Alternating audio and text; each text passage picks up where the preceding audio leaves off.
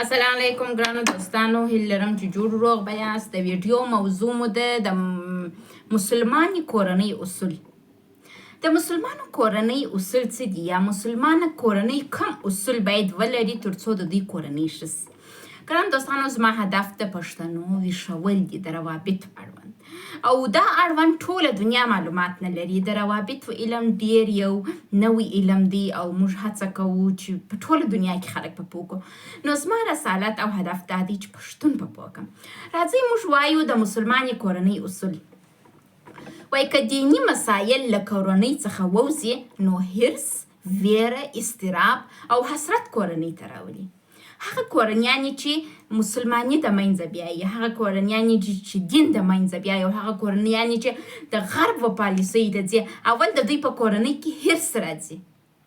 حرص ډیر غوښتل، ویره راځي. ویره یو رواني ناروغي ده. اضطراب راځي، او چې راځي حسرت راځي. ګرد عمر په حسرت کې د نورو شیانو وي، ځکه چې پر الله باور نه لري او پر دنیا باندې ځان سپاري. راځو څلور مسایل دي چې د مسلمانې کورنۍ اصول موږ ته رازده کوي. اول، وایي په خدای باور درلودل. یو مسلمانه کورنۍ باید پر خدای باندې باور ولري. وایي کورنۍ د ژوند په اوږدو کې مشکلاتو سره مخ کیږي، او دا کورنۍ باید دا زده یي چې دا د خپل مشکلات اداره کړي. راځو اول اقتصادي. وایي کمه تنخواه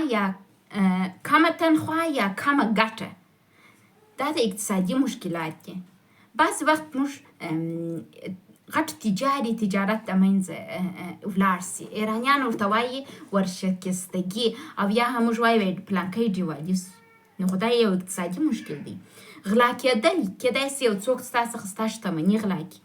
بیکاري، دا ټول اقتصادي مشکلات دي. په دغسې شرایطو کې موږ باید زده واوسیږو چې د ژوند سره سازش وکړو. اسلام موږ ته دا راښیي چې د دغه مسایلو سره سازش وکړو. که چیرې موږ سازش ونه لرو، ځان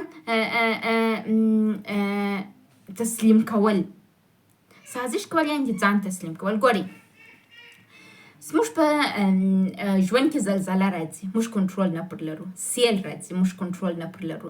ناعلاجه ناروغي راځي، موږ کنټرول نه پر لرو. مرګ راځي، کنټرول نه پر لرو. موږ مجبوره یو چې د دا شیانو سره سازش وکړو، او اسلام دا سازش موږ ته راښیي، دین یې راښیي. موږ روانشناسان هم د اسلام څخه په کتنه د تاسو ته چې کوو، هغه کشفیات چې موږ کړي دي هغه تاسو ته بیانوو. نو راځو بل دا کورنۍ چې د کوم مشکلاتو سره مخ کیږي، بل صحي مشکلات. ګورئ، ناروغي په کورنۍ کې راځي، معیوبتوب راځي، مرګ راځي. موږ باید دا زده یي چې څنګه سازش ورسره وکړو. بل پر الله جل جلاله توکل کول یو د هغو شیانو څخه دی چې زموږ کورنۍ را منظمه ساتلی سي. زما پلار دې خدای وبخښي، موږ ته یې پر الله جل جلاله باندې توکل زده کړی دي.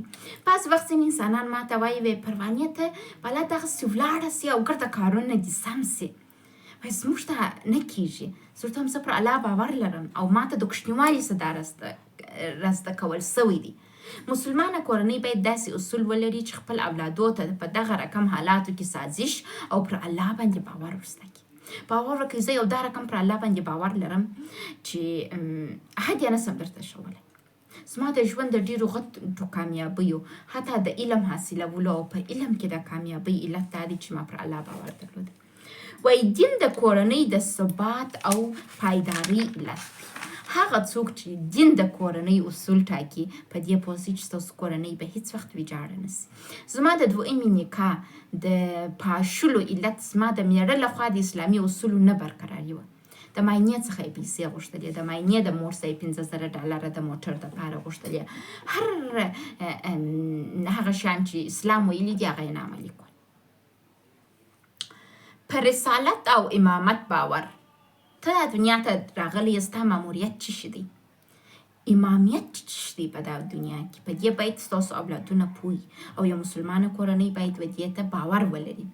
وایي د ژوند ملګري په انتخاب کې باید موږ ډېر دقت وکړو. اسلام هم دا موږ ته ویلي چې مهریه، کلنګ، واده مراسم، آداب معاشرت، د اولاد سره برخورد، دا هغه شیان دي چې باید موږ د اسلام د نظره زده کړو.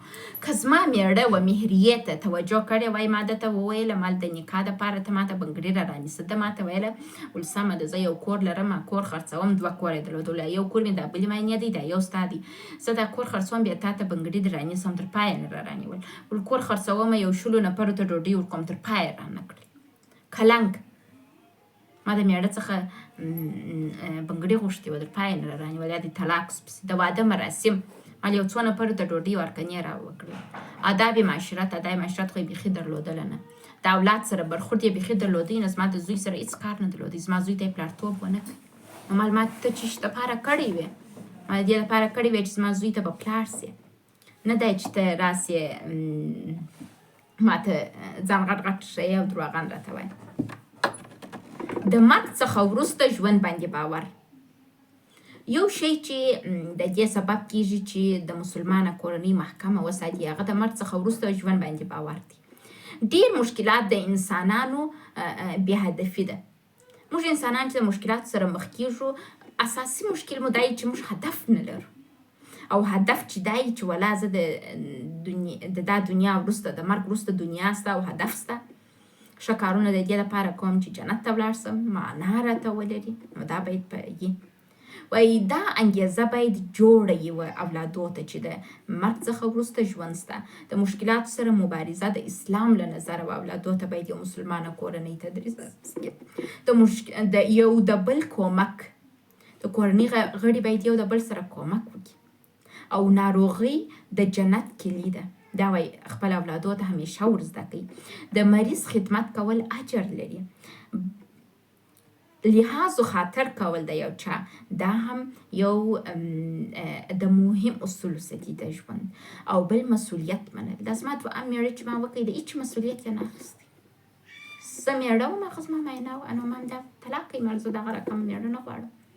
میړه باید داسې وي چې په کور کې د ده بغیر یوه پښه نه پورته کېږي. میړه باید داسې چې اصول د ده په لاس کې، میړه باید داسې چې قوانین ولري، میړه باید داسې چې د داسې وکتل د ټول کور غړي دا فکر وکړي چې والا څه مو کړي دي چې دی غوسه دی. میړه چې داسې نه وي، بلا باید طلاق سي. مننه.